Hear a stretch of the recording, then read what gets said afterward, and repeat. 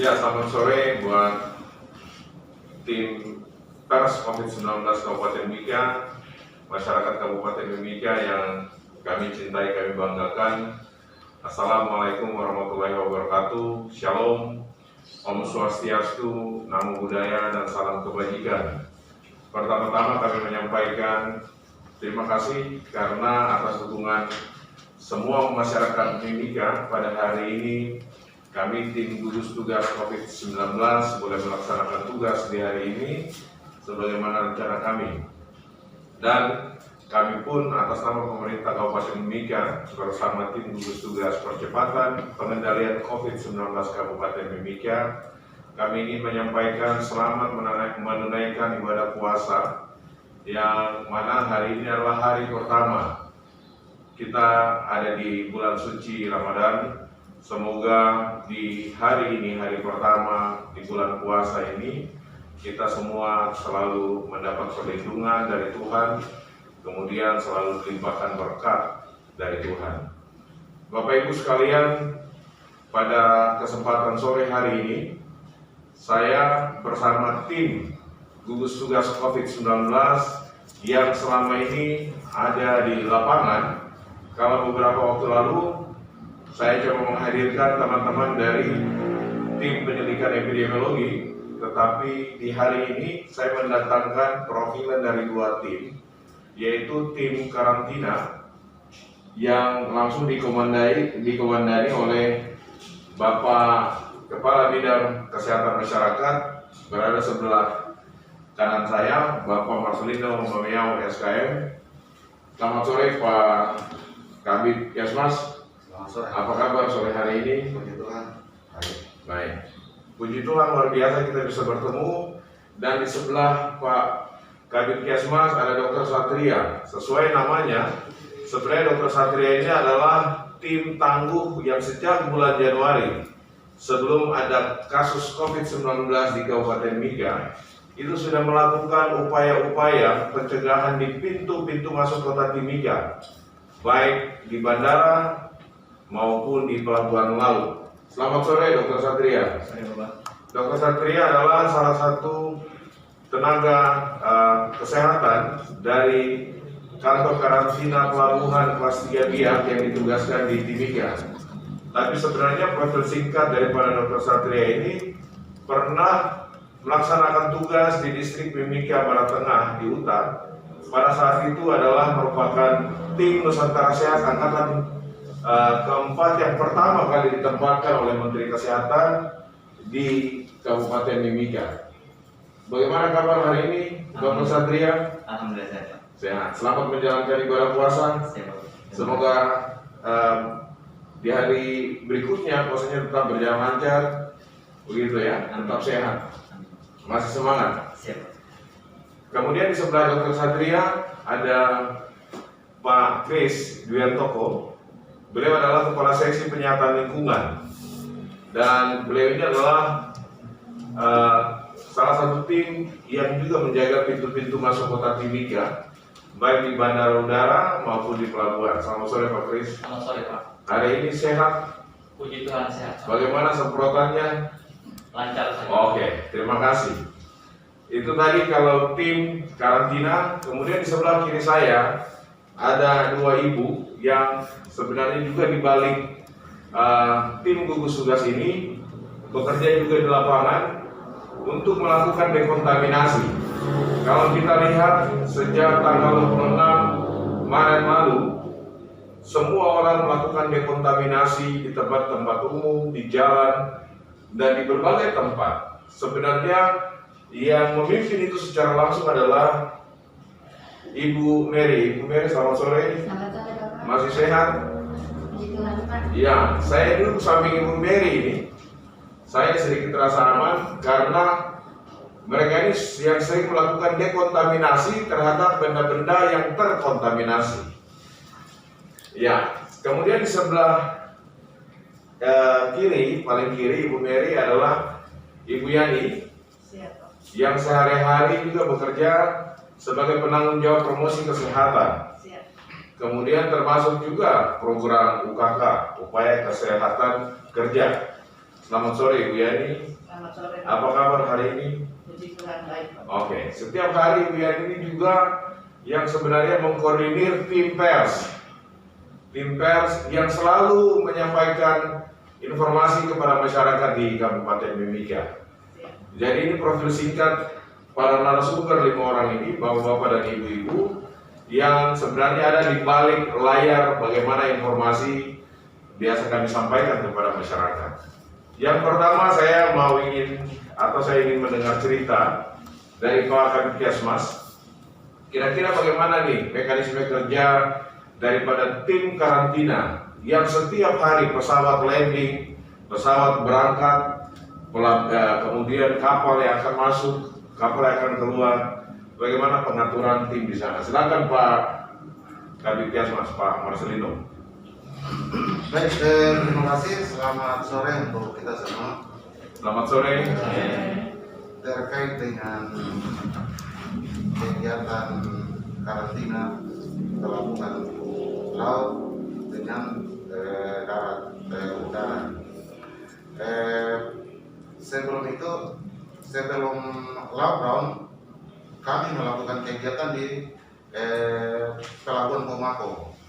Pada saat itu kapal putih Tata Mailau, kalau saya tidak salah ingat, masuk malam hari. Ya kami kerjasama dengan kepolisian KP3 Laut, kemudian Badan Penanggulangan Bencana, BPBD Kabupaten Mimika ya Pak. ya, pada saat itu kami turun sama-sama ke Pomako. Jadi sebelum kapal sandar, teman-teman dari BNPB semprot dengan air sebelum penumpang turun, jadi masih belum sadar, masih berlabuh. Jadi dia semprot dulu, setelah itu baru mereka punya mobil tangki itu dua-dua semua parkir kiri kanan, baru penumpang bisa turun. Nah, setelah itu kami yang screening untuk suhu, teman-teman puskesmas kita berikan untuk teman-teman puskesmas Mapolda karena mereka punya wilayah. Baik. Mereka yang ukur penumpang, setiap penumpang turun mereka ukur. Oke. Dan sampai hari ini masih dilakukan Pak ya? Iya masih. Oke. Berarti ada tim terpadu di sana. Iya. Selain dari dinas kesehatan, ada BPBD, kemudian ada dari pihak kepolisian, ada pihak puskesmas ya. Iya. Oke. Pertanyaan saya Pak Marcelino, bagaimana respon penumpang yang pada saat itu turun dengan kapal motor Tata Mailau, KM Tata Mailau? Karena malam kapal sandar, mereka desak-desakan. Kami bilang, sabar, tidak boleh desak-desakan. Sedangkan ABK tenaga bongkar muat juga mereka desak untuk harus naik ke kapal untuk dibubaran. Jadi mereka desak-desakan. Ya. Tapi kami atur dan kami kerjasama dengan KP3 Pelabuhan Laut, dan mereka bisa bantu kami untuk atur penumpang yang turun dengan tenaga bongkar muat. Iya. Ya puji Tuhan bisa turun dengan baik, walaupun malam itu juga hujan deras, tapi Teman-teman tetap bekerja. tetap bekerja sampai jam 4 subuh. Ya. Itu kan bagi penumpang yang turun, bagi penumpang yang berangkat diperlakukan sama, diperiksa juga. Karena terlambat, ya penumpang darat takut terlambat, mereka lagi desak, sudah. Akhirnya polisi, karena teman-teman polisi juga bantu kami untuk atur yang bisa naik. Oke, kita kasih naik. Oke. Artinya untuk target kita sebenarnya adalah orang yang datang ke Timika ya. Kita pastikan jangan membawa virus. Baik, terima kasih Pak Marcelino. Saya ke Pak Dr. Satria. Dr. Satria, kira-kira bagaimana ini upaya-upaya yang dilakukan, apalagi Anda sendiri kan dari kantor kesehatan pelabuhan. Kira-kira seperti apa kronologis atau timeline-nya waktu mulai terbentuknya KKM, terbentuknya tim KKM Kegawat Daruratan Kesehatan Masyarakat? Anda sebenarnya mulai bekerja itu dari kapan? Terima kasih Bapak Kadis Mimika. Atas nama Kepala Kantor, izinkan saya bercerita tentang Kantor Kesehatan Pelabuhan kelas 3 Biak. Dari awal hingga sampai saat ini koordinasi sangat bagus kita lakukan dari KKP dengan Dinas Kesehatan Kabupaten Mimika, khususnya Bapak Kadis yang selalu menghubungi saya serta selalu menghubungi. Kita awal mula itu dari bulan 1 akhir Pak, sekitar tanggal 28. Betul. Itu kita sudah di depan pintu masuk melakukan screening body temp yang kita lakukan. Dan begitu pula di pelabuhan. Kita petugas di Mimika itu ada 8 orang dengan wilayah kerja Bandara 2, Selatan dengan sisi utara, kemudian Pelabuhan Pomako serta Pelabuhan Amapari. Untuk semua penumpang yang datang ya, Siap. pelaku perjalanan.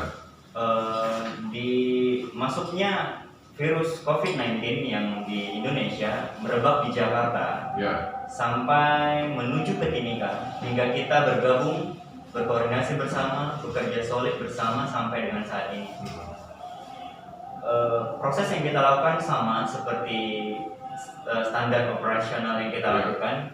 Bahwasanya pintu masuk di depan itu ada penjagaan, yaitu untuk pengetesan cek suhu badan dengan Temgan.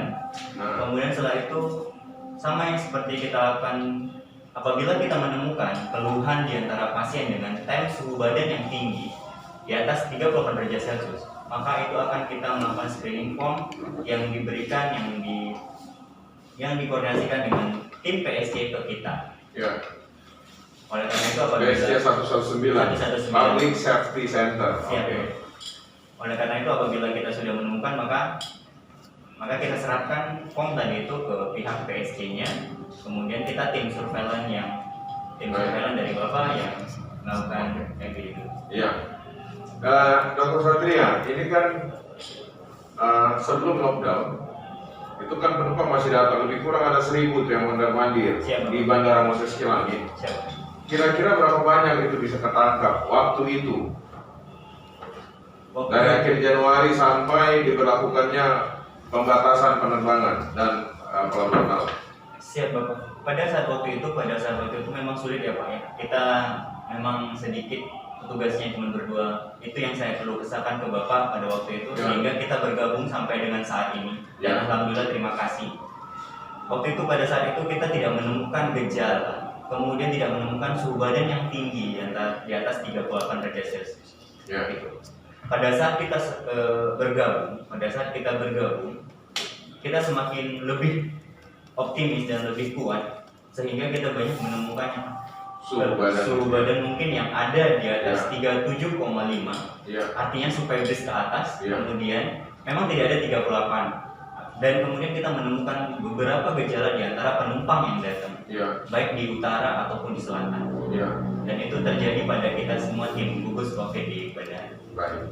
Oke, jadi dengan tim yang bergabung ini, tim terpadu, saya pikir selain Dinas Kesehatan, KKP, tapi juga ada Disub ya. Ada dari pihak kepolisian, KP3 Udara juga ada di sana untuk sangat membantu. Kira-kira kalau misalnya setelah ada penutupan atau pembatasan penerbangan yang dimulai tanggal 26 Maret kemarin, kira-kira apa saja yang dilakukan di sana tuh? Alhamdulillah Bapak Kadis, mungkin banyak orang berpikir kami tim terpadu yang dibentuk oleh Mimika, Pemda Mimika, itu tidak ada pekerjaan, akan tetapi banyak hal aneh di bandara kita bagian utara dan selatan. Banyak saja penumpang yang mungkin itu emergency medical evacuation, medevac dari pegunungan lain ke kita Pak. Misalnya dari mana aja? Ilaga Bapak. Kabupaten Puncak. Ilaga. Oke. Kemudian mungkin kebanyakan dari situ Pak. Yang menuju ke Timika ya. Timika Bapak. Akibat pembatasan penerbangan itu. Siap. Oke, dan itu langsung terkoneksi dengan atau terhubung dengan PSC 119. Pastinya Bapak. Untuk layanan pre-hospital ya. Oke. Baik, terima kasih Dr. Satria. Saya ke Pak Kris. Pak Kris, kira-kira tim karantina ini setiap harinya, tadi Pak Kabit Kesma sebagai koordinator tim ini itu menceritakan bahwa kapal tata laut itu teman-teman harus bekerja sesuai dengan waktu kapal itu merapat di dermaga. Kalau di pelabuhan atau di bandara udara sendiri itu seperti apa? Mulai jam berapa tuh bekerja? Ya, terima kasih. Selamat sore pemirsa yang ada di rumah, dimanapun berada yang saat ini sedang memantau kegiatan kami di sore hari ini. Untuk kegiatan kami di karantina bandara, yang pertama kami biasa datang jam 5 sebelum ada lockdown ya. Itu bandara biasa ada pesawat yang datang Garuda itu Batik. Jam 5 subuh sudah Ya, di sana. sudah sampai karena setengah 6 atau jam 6 pesawat sudah tiba. Ya. Jadi kami petugas dari karantina dalam hal ini dari teman-teman dari dinas kesehatan maupun dari KKP kami bersama-sama sudah standby dan teman-teman dari tim dekontaminasi. Di situ kami biasanya berkumpul dan melakukan briefing sebelum melaksanakan kegiatan. Ya. Menyangkut kegiatan kami di hari tersebut. Nah, di situ kita akan berbagi tugas tim kami, ada yang di bagian dekontaminasi. Di sini tim dekontaminasi biasanya melakukan penyemprotan disinfektan, terutama di barang-barang kargo, Ya. sekaligus juga barang-barang penumpang yang datang. Penumpang komplain tidak? Keberatan tidak barang ini Saya semprot? pikir penumpang sudah cukup mengerti tentang tugas kami dan mereka cukup Sangat senang kooperatif ya? Ya, cukup kooperatif sehingga tidak ada permasalahan dalam hal dekontaminasi tersebut. Ya. Pak Kabit, kira-kira berapa orang itu yang ada? Kan ini harus dibagi nih, di bandara yang baru sama bandara yang lama. Kira-kira personilnya berapa banyak untuk di satu titik? Antara bandara lama dengan bandara baru ada 2 orang, Pak. Ya. Jadi seperti apa yang dikatakan tadi Pak Kris, tadi pagi sudah pergi ke bandara, sudah langsung pagi. Terpencar sudah pagi paket jadwal. Oke. Jadi kita jadwal jadi yang bandara lama 2 orang, bandara baru 2 orang. Jadi nanti rotasi lagi, tukaran lagi yang di bandara lama, dia kembali lagi ke bandara baru. Baik. Nah, yang menarik ini Pak Kabit, Dr. Satria atau Pak Kris, itu sangat menarik dengan kan banyak itu masyarakat tak bertanya, kemudian teman-teman pers juga bertanya, kemarin ada 106 orang yang datang. Itu standar melakukannya seperti apa supaya kita bisa meyakinkan. Sampai sore ini kami masih follow up itu mereka yang sudah datang dan kita follow up mulai dari luar lalu. Kira-kira seperti apa? Pak Kabit Kesmas dulu, silakan. Baik, terkait dengan 106 Penumpang yang yang kemarin tiba, jadi mereka tiba. Awalnya rencana itu pukul pokoknya tanggal turun, tapi harus tidak bisa, kita bilang tidak boleh. Harus turun ke sini supaya teratur. Jadi kita tidak ke pesawat lagi, kita tunggu di ruangan. Jadi mereka masuk dengan jarak 1 meter, jadi tinggal ukur yang pas kenapa ada gejala bisa dibakar. Ya. Yang tidak ada gejala sudah kasih lagi ke meja untuk mereka bisa data lagi. Nah, setelah itu sudah langsung mereka keluar. Baik, terima kasih Pak Kabit. Selamat sore Bapak Wakil Bupati Mimika. Terima kasih Bapak boleh bersama-sama dengan kami pada sore hari ini. Kami bersama tim karantina yang menjaga pintu-pintu masuk Kabupaten Mimika, baik di pelabuhan udara maupun pelabuhan laut. Kemudian juga ada tim dekontaminasi yang awal-awal bahkan sampai hari ini masih selalu melakukan penyemprotan untuk dekontaminasi barang-barang atau tempat-tempat yang diduga terkontaminasi dengan COVID-19. Dan ada tim Promkes juga, promosi kesehatan, yang menghubungkan tim gugus tugas dengan para media. Kami lanjutkan, Dr. Satria, gambaran dari 106 orang yang datang itu kira-kira seperti apa setelah diukur suhu tubuhnya dengan termogan, kemudian bagaimana selanjutnya? Gambaran waktu itu menambahkan apa yang sudah disampaikan oleh Pak Kabit Kesmas, Pak Marcelino Mamiam. Silakan Dr. Satria. Terima kasih Bapak Kadis. Dari awal rencana kedatangan dari keluarga atau mahasiswa-mahasiswi di kita Ya. anak Papua, Anak-anak kita yang dari kota-kota studi, dan juga para pejabat. Betul Ya. Bapak. Itu kita sudah diminta dan sudah diarahkan, sudah diberi petunjuk oleh Bapak Wakil Bupati serta Bapak Kadis, dan kita berkoordinasi bersama tim terpadu yang di bandara. 1 hari sebelumnya itu sudah kita matangkan dengan Bapak Kadis serta Bapak Korlap Ya. Itu kita sudah sketsa alurnya bagaimana dan sudah kita laporkan, dan saya sudah melaporkannya kepada Bapak Wagub Ya. di grupnya Ya. kita di Betul. udara. Ya. Saya sudah melaporkannya, dan rencana kita yang tadi Bapak Kabit bilang, kita men-screening itu di bawah, di tepatnya di depan pintu kedatangan Ya. dengan memakai jalur. Ya. Ternyata pada saat pemeriksaan itu Bapak, itu tidak ada pemeriksaan suhu badan, itu tidak ada ditemukan lebih dari 38 derajat Celcius. Ya.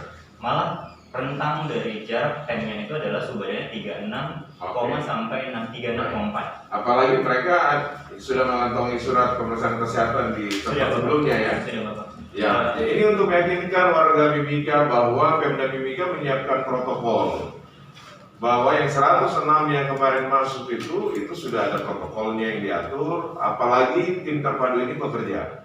Lanjut Dr. Satria. Betul Bapak bilang bahwasanya pada saat pintu masuk, pada saat kita melakukan time screening body time di pintu kedatangan, itu yang kita minta adalah 3, yaitu adalah identitas KTP, Yes. yaitu KTP Mimika. Oke. Kemudian setelah itu kartu HAC, Ya. kartu Ya. kewaspadaan kuning yang wajib dituliskan di atas maskapai sebelum kedatangan dari. Ya. Kemudian setelah itu kartu kesehatan Oke. yang diminta. Kartu keterangan sehat, surat keterangan sehat. Ya. Betul. Itu yang kita minta. Nah, dan semua penumpang yang datang, yang kita minta datang dari Jakarta, yang itu semua memiliki surat tersebut. Ya. Begitu. Baik. Pak Kris, bagaimana dengan barang-barang bawaannya mereka? Dari 106 orang ini, mungkin termasuk dengan penerbangan batik air yang kemarin, apakah kita juga melakukan sesuai dengan protokol? Silakan Pak Kris. Terima kasih untuk sama dari penerbangan Garuda yang tanggal 21. Ya. Untuk barang-barang penumpang itu terbagi barang-barang kargo yang masuk di bagasi dan bawaan-bawaannya terbagi 2. Jadi barang-barang bawaan yang dibawa oleh penumpang turun dari pesawat.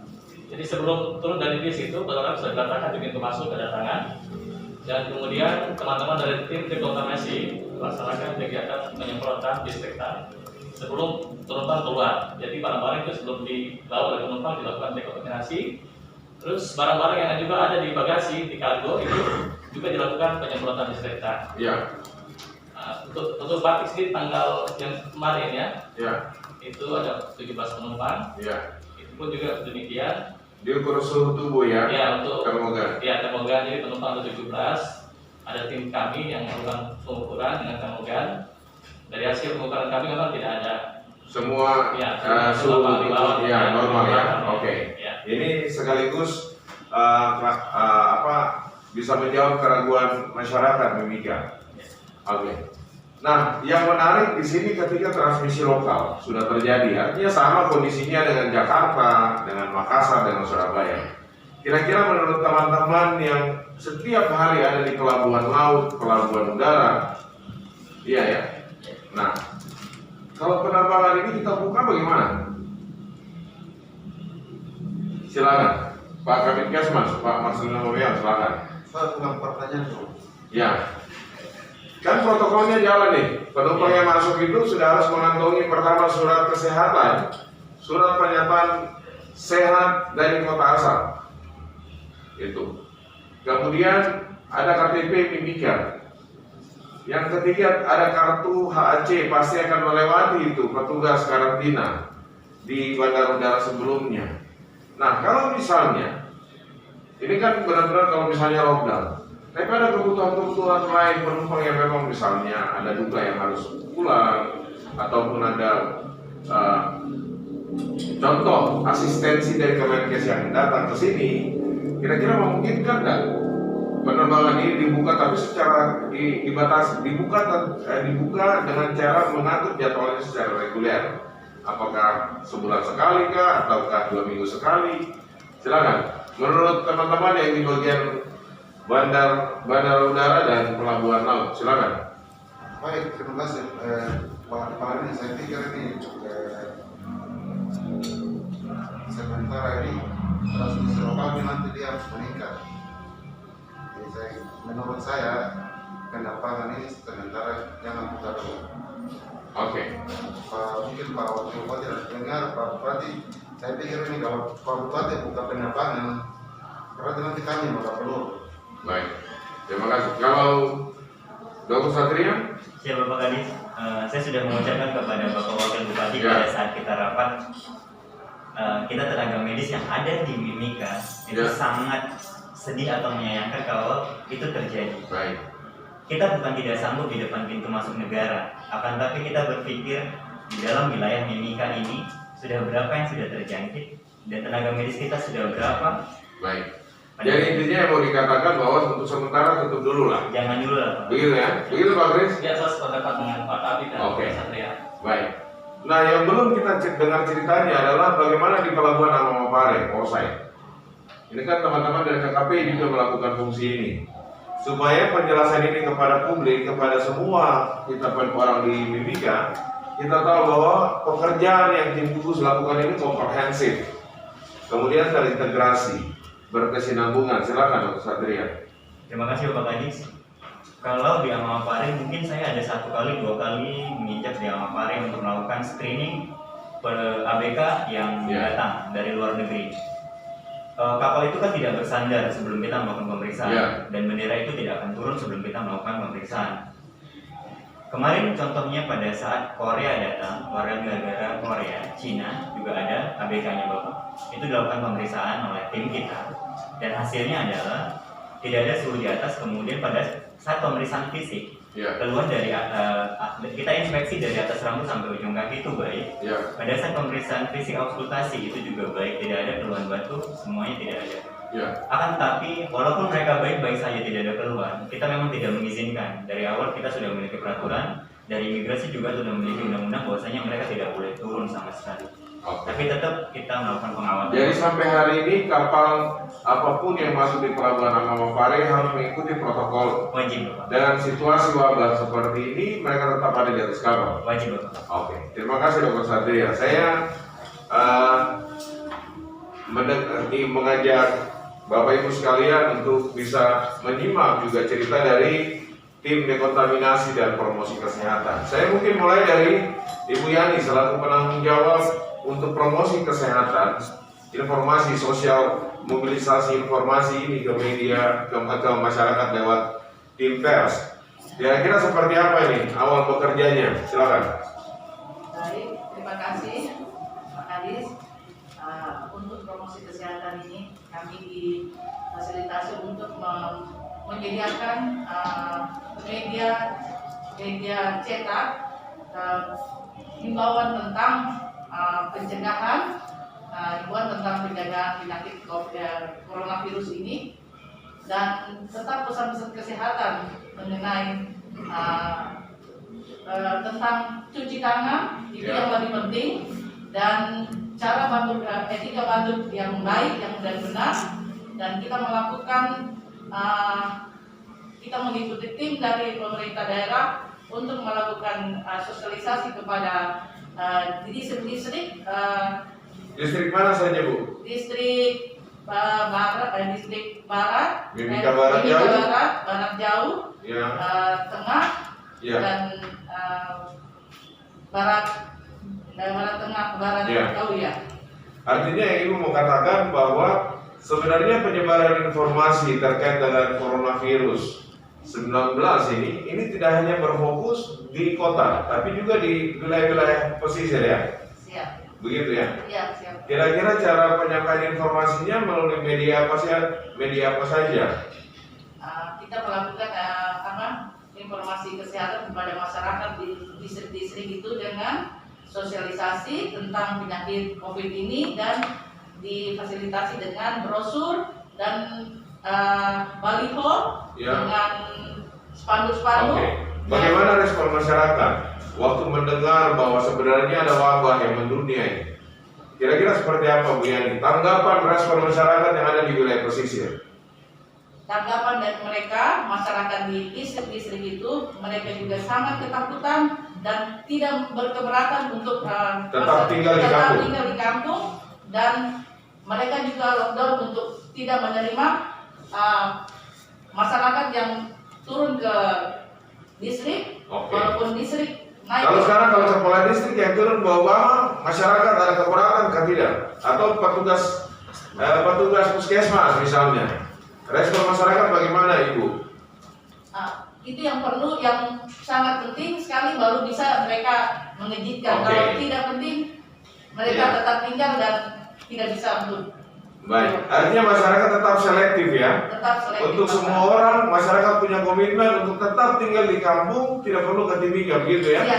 Tetapi semua orang yang datang ke kampung di wilayah pesisir itu pun akan diseleksi. Siap. Siapa saja yang bisa datang, begitu ya. Siap, Pak. Artinya bahwa sebenarnya komitmen di masyarakat, karena saya pikir dengan ibu langsung hadir di sana, ibu bisa meyakinkan masyarakat Mimika bahwa sebenarnya bukan cuma kita. Kenapa kalau masyarakat yang di wilayah pesisir memiliki komitmen yang kuat untuk tetap tinggal di kampung, stay stay at village, stay di kampung. Kenapa masyarakat di kota ini justru kalau menurut ibu lebih patuh masyarakat di kampung atau masyarakat di kota? Mereka juga lebih mereka lebih ini di kampung, di distrik, karena mereka tidak mau mereka sakit dan mati mendadak. Baik, Ibu, terima kasih. Ini cerita menurut saya cerita yang sangat menarik. Kita sepertinya harus belajar. Kita di Timika ini harus belajar kepada masyarakat di pesisir. Kira-kira begitu ya? Ya. Mereka sangat komitmen menjaga kesehatannya. Meskipun daerah terbatas harus lewat laut, persediaan stok makanan itu pun kalau misalnya mudah-mudahan saja gelombang laut tidak mencapai 3 meter.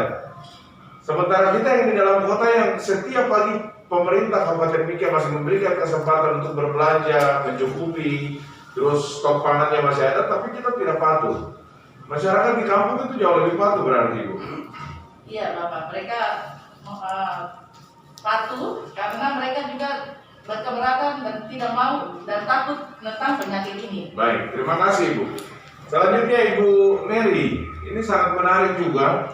Gebrakan Ibu Mary akhirnya semua itu dari kepolisian, dari TNI, dari BPBD, semua itu menyemprot kota. Coba Ibu tolong ceritakan kepada kami, kepada masyarakat, kira-kira itu bagaimana sampai semua orang itu bisa bergerak. Silakan Ibu. Terima kasih Pak Kadis. Awal kami memulai tim ini sebelum kasus ada di Mimika tanggal 19 Maret, kami dari sanitari puskesmas sebanyak 33 orang melakukan penyemprotan desinfektan pada kantor, tempat-tempat umum, tempat ibadah, perbelanjaan, dan perbankan. Di samping kami melakukan penyemprotan, kami juga mengedukasi pemilik ataupun penanggung jawab untuk melakukan desinfektan mandiri. Termasuk tempat cuci tangan itu ya Bu? Iya. Jadi berarti sekarang di Timika itu kita lihat hampir semua tempat umum, toko-toko bisa menyiapkan tempat cuci tangan ya? Gitu ya Bu? Iya. Sebelum ada COVID itu di tanggal 19 kami sudah mulai jalan Oke. semua tempat-tempat. Sudah 1 bulan lebih nih? Iya, untuk memberikan edukasi tentang social distancing, tentang cuci tangan, Ya. termasuk tentang disinfektan mandiri dan bagaimana caranya. Oke. Kemudian untuk penyemprotan masyarakat kira-kira ada yang menolak nggak? Tidak ada, Pak. Mereka Baik. dengan senang hati. Ya, Ibu terima kasih. Cerita ini bagus karena ini dia berkelanjutan. Tadi Ibu punya kata kunci adalah selain menyemprot tapi mengedukasi masyarakat untuk secara mandiri menyiapkan tempat cuci tangan dan juga bisa melakukan penyemprotan sendiri.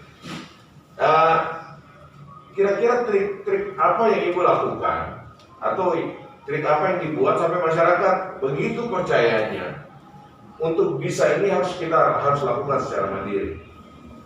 Kami terus-menerus Pak mengunjungi, setiap hari kami kunjungi dan kami memberi contoh cara melakukan disinfektan yang Ya. baik dan benar. Ya, dan itu 33 orang itu ya satu tim. Kemudian kan Awalnya, setelah itu bertambah ya. Setelah itu berkembang Pak, kami dibantu Malada Center sebanyak 34 orang. Ya, Di tanggal 27 setelah sudah mulai banyak, kami dibantu oleh TNI sebanyak 30-an orang. iya. Polres juga menyemprot. Polres ikut serta. Iya, BPBD. Iya Pak. Kalau sekarang ini kira-kira kalau kita semprot, apalagi kalau sekarang terkena dengan tubuh manusia, Kalau terkena dengan tubuh manusia Pak, tidak disarankan untuk itu. baik. Ini menjadi catatan penting untuk masyarakat di Mimika. Sampai hari ini kami di posko gugus tugas ini juga kan masih menerima surat permohonan untuk masyarakat mau semprot. Kira-kira menurut Ibu seberapa efektifnya mereka semprot? Jika kalau kita lihat di Mika dengan suhu di atas hampir 40 derajat Celcius, di atas 35 derajat Celcius, kira-kira efektif nggak? Sebenarnya sih Pak tidak efektif lagi. Ya. Tapi karena permintaan masyarakat tetap kami layani. Oke, sekarang kalau kita semprot, kira-kira tempat-tempat mana yang menjadi prioritas? Tempat-tempat umum Pak. Misalnya pusat perbelanjaan, Ya. perbankan, Ya. kantor-kantor yang dikunjungi banyak orang. Tapi setahu kami Pak, mereka sudah pada mandiri setelah Baik. selalu kami kunjungi selama 2 minggu itu. Berturut-turut ya? Iya, setiap hari kami kunjungi dan kami berikan contoh dan selalu kami edukasi mereka Iya. untuk melakukan disinfektan secara mandiri karena kami memberitahu mereka bahwa dengan menyemprot 1 kali saja itu tidak akan efektif. Jadi setiap ada orang lain yang masuk sebaiknya disemprot atau disinfektan area sekitarnya. Oke. Terus kemarin itu ada video yang viral di salah satu gang di wilayah apa namanya, wilayah mana saya lupa, di mana dibilang ini ada orang yang positif PDP lewat, kemudian tidak harus disemprot. Kira-kira menurut Ibu bagaimana? Menurut saya Pak, Yang disemprot itu kalau saya melihat video itu sangat menarik. Pertama masyarakat sangat sadar gitu. Tapi kemudian yang harus memang kita luruskan atau kita klarifikasi, kan suhunya juga panas. Yang perlu saya klarifikasi, tidak ada PDP yang positif. Yang dibilang positif itu adalah kasus. Orang PDP belum tentu kasus. Silakan itu mereka menyemprot, tapi menyemprot ini PDP ada lewat positif, kemudian disemprot di siang bolong, terus kayunya kira-kira gimana? Silakan. itu sangat tidak efektif Pak Kadis. Kenapa tidak efektif? Karena kalau misalnya di lingkungan luar itu Ya, matahari ya, bisa membunuh virus tersebut. ya, Jadi saran kami yang lebih efektif itu cuci tangan, ya, jaga jarak, pakai Ya. masker. Terus kalau memang mau disinfeksi area, Ya. area misalnya di dalam rumah, pintu, gagang pintu atau lantai sering disinfektan dengan rajin mengepelnya, meja-meja itu saja Pak. Kalau di luar itu tidak efektif ya. Ya. Baik, terima kasih Ibu Mary. Saya mau kembali ke Bu Yani dulu terkait dengan pers, teman-teman pers yang hampir setiap sore kita menyajikan informasi. Pemerintah secara terbuka menyampaikan informasi kepada masyarakat dalam tim pers ini. Kira-kira bagaimana cara mengorganize atau mengkoordinir sampai tim pers ini bisa berperan serta? Silakan. Baik, terima kasih terutama kepada Kepala Dinas sebagai jubir tim gugus COVID-19 ini, dan kami juga berterima kasih kepada tim pers yang mana mengevaluasi meningkatnya jumlah kasus dari OPD, meningkatnya kasus dan menyebarluaskan informasi dan iklan pesan tentang COVID-19 ini yang dengan masyarakat memantau dan melihat media sosial tentang pesan kesehatan ini. Oke. Kalau pers sudah ikut terlibat, tapi sebenarnya ada satu kelompok, boleh dikatakan komunitas, misalnya komunitas berbasis agama, berbasis masyarakat, berbasis suku. Kalau ini digerakkan juga itu pasti akan informasi akan sampai ke akar rumput. Dan itu yang pertama. Yang kedua, persoalan stigma. Apakah akan ada upaya ke sana dari teman-teman di bagian promosi sosial, promosi terkait COVID-19? Silakan. Baik, kami mungkin menyarankan kepada tim pers ini untuk menghimbau kepada masyarakat bila ada kasus yang terdapat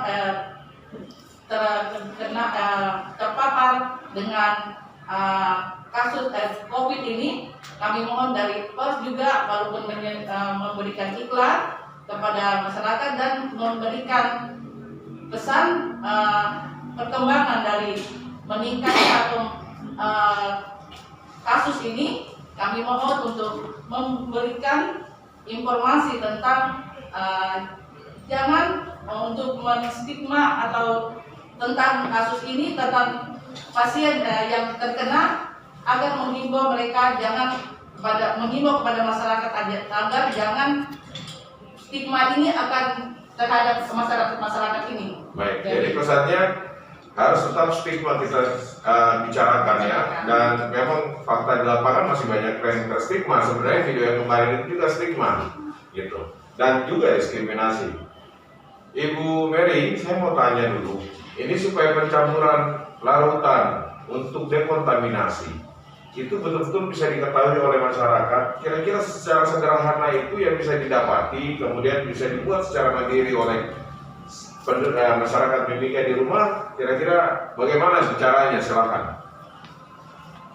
Baik Pak Kadis, untuk pembuatan disinfektan secara mandiri, kalau misalnya mau buat dalam volume yang cukup banyak biar tidak berulang-ulang, 1 galon air dikeluarkan 1 liter, jadi volumenya menjadi 18 liter. Ya. 18 liter itu dicampurkan Baiklin sebanyak 200 ml. Oke. Baiklin 200 ml itu biasanya di pasaran jualnya 5.000. Ya. Jadi masyarakat bisa gunakan itu dan dicampur, setelah itu bisa diaplikasikan melalui alat-alat penyemprot. Ya. Kalau pakai air hujan bisa enggak? Air hujan Pak, air hujan bisa. Pokoknya airnya harus bersih ya. Harus bersih Pak, jangan Oke. yang air sumur dan Cara penyimpanannya? disimpan di dalam gen Ya. 20 liter dan dijauhkan dari jangkauan anak-anak. Jangan Betul. sampai diminum. Bapak-bapak juga kalau misalnya pulang kerja capek-capek, sebetulnya habis ambil ini jadi bukan cuma anak-anak. Saya Iya. juga buat bapak-bapak itu ya, ibu-ibu gitu ya. Sebaiknya diberi tulisan Oke. Pak. Iya. Baik. Terima kasih. Bapak Ibu sekalian, tim pers, Bapak Wakil Bupati, kita sudah mendengar sebenarnya di balik tim gugus besar ini dari semua kebijakan-kebijakan yang dilakukan sebenarnya teman-teman kita yang bekerja juga, baik di puskesmas, baik di rumah sakit, tapi juga menjaga pintu kota, bahkan juga mengedukasi masyarakat untuk bisa tetap menerima informasi secara baik dan benar berkelanjutan. Tapi juga kalau kita lihat kota ini mulai dibangun dengan adanya COVID-19 ini, kota ini mulai dibangun dengan adanya kemandirian.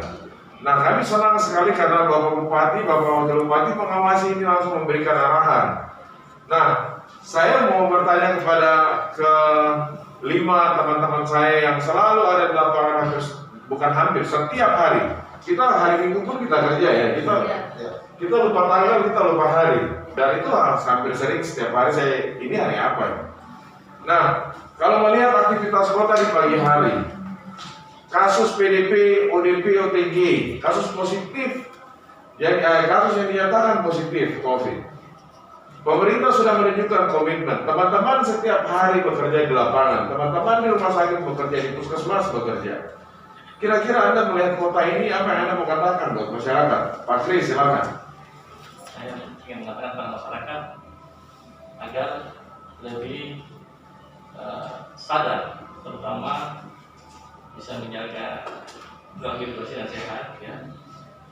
Terutama tidak keluar sembarangan. Di sini memang kalau kita perhatikan masyarakat masih belum sadar. Jadi kalau kita perhatikan masih ada yang sering keluar tanpa tujuan, masih ada yang berkumpul-kumpul. Ya, itu kami harapkan dengan kesadaran yang tinggi bisa istilahnya social distancing atau physical distancing, menghindari keluar tanpa tujuan yang jelas. Anda sedih tidak kalau Anda dari jam 5 pagi di bandara, kemudian lihat masyarakat seperti ini, padahal sebenarnya tim ini bekerja untuk melindungi masyarakat supaya tidak terpapar, tidak tertular. Ya, jelas sangat sedih karena kita melihat kesadaran masyarakat yang masih cukup rendah, tetapi juga masih banyak yang berkeliaran. Seperti itu. Oke, baik. Kalau Dr. Satria? Siap Bapak Gadis. Saya mengimbau kepada seluruh mama bapak masyarakat yang ada di Kabupaten Mimika ikutilah aturan dari kita semua, terkhusus dari Bapak Bupati serta Wakil Bupati serta juru bicara dari COVID-19 di Mimika. Ikutilah aturan tersebut. Biarkan kami yang bekerja, mama bapak di rumah. Kami untuk kalian pasti akan kita semua sehat walafiat sampai kapanpun. Amin. Pak Marcelino Mamiau, Pak Kabid Kiasmas. Kira-kira kalau melihat kota ini, masyarakat di kampung di pesisir sana begitu patuh, masyarakat di kota nggak patuh. Boleh saya katakan begitu. Kira-kira Anda sedih dan apa yang Anda mau katakan? Saya sangat besar, Pak Kais. Perintah sudah jelas. Di atas jam 2 sampai jam 6 itu tidak aktivitas. Ya. Itu sudah jelas. Tapi macam malas tahu. Saya bilang ini tunggu kena dulu baru nanti mungkin cari rumah sakit atau tinggal tenang. Ya. Jadi kepada masyarakat saya sangat menyesal kenapa tidak mengerti instruksi dari Pak Bupati, Pak Wakil Bupati. Jadi saya harap kami sama-sama harus takut karena penyakit ini cepat. Jadi kami semua berharap supaya instruksi yang dikeluarkan oleh pemerintah kami harus patuh. Baik, terima kasih Pak Kabid Kiasmas. Bapak Ibu sekalian, saya pikir kalau sebenarnya yang sakit duluan karena pola ini adalah pola pergerakan, apalagi dengan transportasi laut maupun transportasi udara, sebenarnya teman-teman ini akan sakit duluan.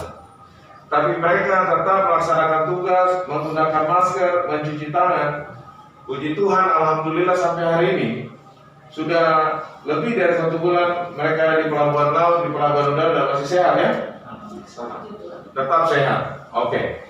Ibu Mary, Anda sebagai seorang ibu yang mulai dari pagi Anda bekerja, mulai menyemprot satu kota ini sampai semua orang mengikuti cara Anda.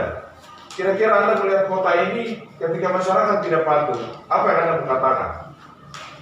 Saya mau katakan kepada masyarakat bahwa dengan melihat ODP dengan OTG yang sudah sangat besar di Mimika ini, marilah kita semuanya menyadari bahwa anggaplah kita semua ini adalah sudah terkena virus, sehingga kita selalu berhati-hati. Walaupun kita serumah, kita harus selalu berhati-hati. Bukan berarti kita jamin dalam rumah kita itu tidak ada virus. Jadi anggaplah semua yang ada di lingkungan kita dan di sekitar kita itu sudah mengandung virus. Termasuk saya. Termasuk apa? Saya mencurigai Ibu Mary dan Ibu Mary silakan mencurigai saya. Saya juga mencurigai Pak Marcelino, Dr. Satria, Pak Chris dan silakan mencurigai saya. Kita bisa saling curiga dan itu sah-sah saja ya. Karena itu hak kita ya Bu Mary ya. Iya. Dengan demikian kita harus berusaha untuk menjaga diri kita. Kira-kira Ibu Mary kalau keluar pagi pulang ke rumah jam berapa? Di era-era pertama kali Anda bekerja? Paling cepat Pak jam 7 malam. Paling cepat ya? Biasa sampai jam 9 malam. Jam 9 malam. Hanya untuk mengatur penyemprotan, tempat cuci tangan, tim, puskesmas, TNI. Dan hebatnya Ibu Mary bisa mengatur tim TNI, Polri, BPPD, gitu ya. Terima kasih Ibu Mary. Ibu Yani, Anda melihat di kampung masyarakat begitu tulus dan patuh mendengar apa yang diinstruksikan oleh pemimpinnya. Kalau di kota, Anda pergi ke kampung-kampung, Anda juga jalan dari tempat ke tempat untuk menyampaikan informasi ini. Tapi kalau lihat kota ini, kira-kira apa yang Anda mau bilang untuk masyarakat? Baik, siap Pak Kadis.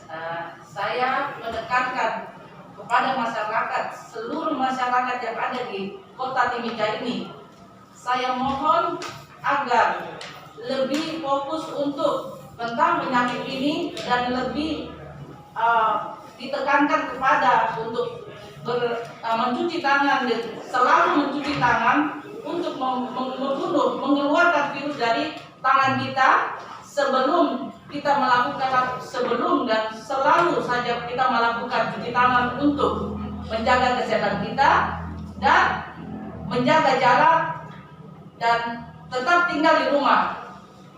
Untuk kalau keluar, yang penting saja baru bisa kita keluar. Kalau tidak penting, kami harus masyarakat tetap tinggal di rumah. Karena kalau keluar rumah akan mencari masalah tentang penyakit COVID ini. Jadi yang lebih fokus cuci tangan sebelum melakukan aktivitas apa saja. Terima kasih. Baik, terima kasih. Dan Bapak Ibu masih semangat ya? Tetap semangat. Harus semangat ya. Tetap semangat. Artinya berapapun ekor dari wabah ini 2-3 bulan ke depan masih tetap semangat, sangat. Harus semangat. Harus semangat ya, memiliki komitmen untuk melindungi masyarakat Mimika. Oke, terima kasih. Saya harap Bapak Ibu tetap sehat. Amin. Dan Bapak Ibu sekalian, demikian beberapa cerita pengalaman dari teman-teman yang di lapangan, yang mana penjaga pintu masuk baik laut maupun udara, kemudian yang melakukan dekontaminasi di tempat-tempat umum, yang memberikan informasi termasuk memfasilitasi teman-teman pers yang sudah setiap hari bersama-sama. Tentu saja, saya juga tidak lupa untuk menyampaikan terima kasih buat teman-teman Kominfo Kabupaten Mimika.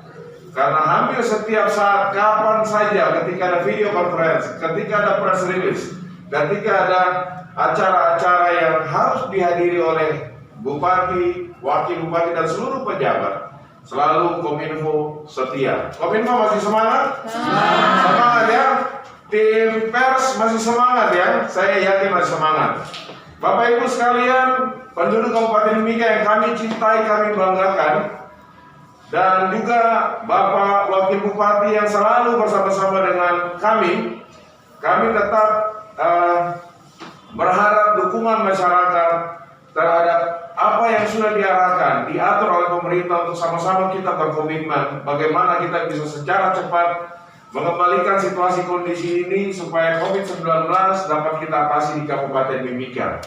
Kami pada kesempatan ini kami mau menyampaikan laporan hasil kerja dari fasilitas kesehatan terkait dengan situasi penambahan ataupun mungkin ada yang pengurangan dari kasus COVID-19 maupun ODP, PDP, dan OTG.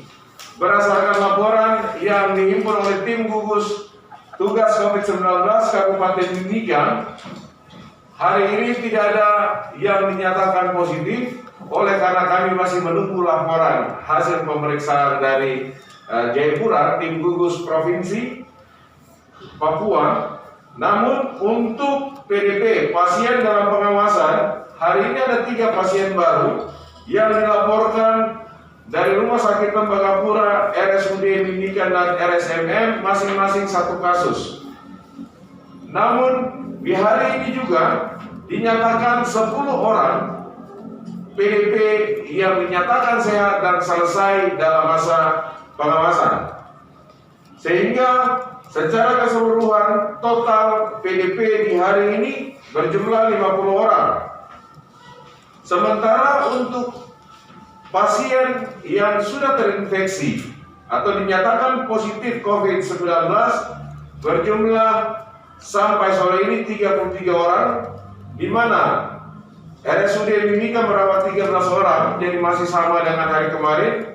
Kemudian di shelter atau di Wisma masih terdapat 11 orang, jadi jumlahnya masih tetap.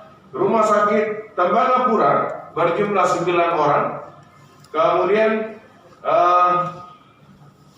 untuk PDP di RSUD Mimika yang dirawat ada 7 orang, di Rumah Sakit Mitra Masyarakat ada 3 orang, di Rumah Sakit Tembagapura ada 12 orang. Sehingga total PDP yang dirawat di rumah sakit berjumlah 22 orang. Dari sejumlah PDP tadi sudah kami sampaikan 10 orang dinyatakan sehat dan selesai masa pengawasan.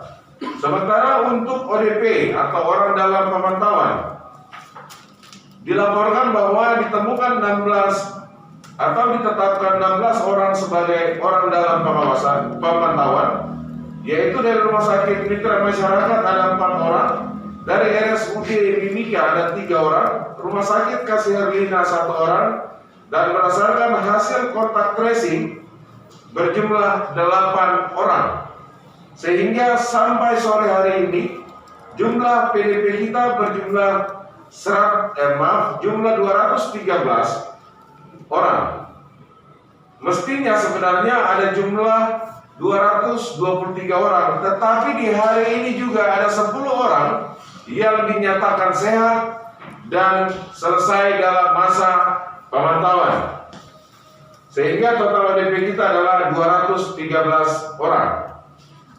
Sedangkan yang terakhir orang tanpa gejala atau OTG, yang dilaporkan ada OTG baru sebanyak 73 orang. Yang mana di Rumah Sakit Mitra Masyarakat 13 orang, Puskesmas Pasar Sentral 2 orang, hasil tracing kontak berjumlah 58 orang. Kemudian OTG yang dinyatakan selesai dan sehat berjumlah 9 orang. Secara kumulatif sampai hari ini jumlah OTG di Kabupaten Mimika berjumlah 426 orang. Bapak Ibu sekalian yang kami hormati, kami kasihi, di hari ini juga berdasarkan hasil kontak tracing telah dikumpulkan sejumlah sampel yang saat ini sedang dalam pemeriksaan sebanyak 146 sampel darah untuk dilakukan pemeriksaan tes cepat. Yang positif akan dirujuk ke RSUD Mimika untuk melakukan pengambilan swab oleh tim di RSUD dan kemudian dirujuk. Hasil positifnya tentu saja kami akan menyampaikan kepada masyarakat Mimika melalui tim pers COVID-19 Kabupaten Mimika. Dan dari 146 orang ini yang dilakukan berkunjung dari rumah ke rumah. Dari beberapa kasus yang sudah dinyatakan positif, besok mulai jam 1 siang 4 puskesmas bersama tim penyelidikan epidemiologi baik di Kabupaten Mimika maupun yang ada di puskesmas akan mulai melakukan pelayanan terhadap hasil kontak tracing ODP, PDP, OTG yang lebih kurang 800 orang akan diperiksa lagi, akan melakukan pengambilan sampel dan melakukan pemeriksaan. Target kami di hari Minggu dari 930 orang yang ditargetkan, ini sudah bisa kita mengetahui hasilnya. Beberapa OPD yang nanti juga di besok hari akan dikumpulkan untuk dilakukan pemeriksaan, yaitu dengan pengambilan darah dan kemudian akan dirujuk ke beberapa puskesmas untuk pemeriksaan hasil darahnya. Jika yang positif maka akan kami rujuk ke RSUD Mimika untuk pemeriksaan lebih lanjut. Itu beberapa hal yang bisa kami sampaikan kepada Bapak Bupati, Bapak Wakil Bupati, dan seluruh pejabat di lingkup Pemda Mimika, kepada masyarakat Mimika yang mana selalu menerima informasi secara transparan dari tim gugus tugas COVID-19 Kabupaten Mimika. Kami berharap semoga upaya percepatan pengendalian penyebaran virus ini bisa dilakukan secara bersama-sama. Sudah banyak cerita-cerita, kesan, dan bahkan pesan dari para narasumber kita, dan secara jelas instruksi, anjuran, perintah daripada kepala daerah dan wakil kepala daerah sudah disampaikan. Kita berharap kerjasama yang baik dari masyarakat, pemerintah, dan semua komponen yang ada di Kabupaten Mimika ini bisa dilaksanakan secara baik. Demikian konferensi pers kali ini dari tim gugus tugas COVID-19 Kabupaten Mimika, dan pada kesempatan ini atas nama pemerintah Kabupaten Mimika kami menyampaikan selamat berbuka puasa kepada umat muslim di Kabupaten Mimika. Semoga ibadah puasa di hari ini diterima oleh Allah Subhanahu wa taala. Tuhan memberkati kita. Shalom, Amun Nimo Witimi, dan selamat sore.